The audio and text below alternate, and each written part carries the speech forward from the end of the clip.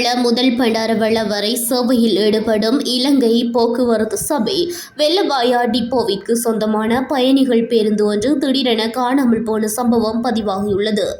நேற்று 24ஆம் தேதி பண்டாரவள பேருந்து நிலையத்தில் நிறுத்தி வைக்கப்பட்டிருந்த குறித்த பேருந்து இன்று 25ஆம் தேதி காலை 6:45 மணிக்கு முனராகலை நோக்கி சேவையை ஆரம்பிப்பதற்காக சாரதி மற்றும் நடத்துனர் பரிசோதனை செய்ய வந்தபோது அங்கு இல்லை என்பது தெரியவந்துள்ளது.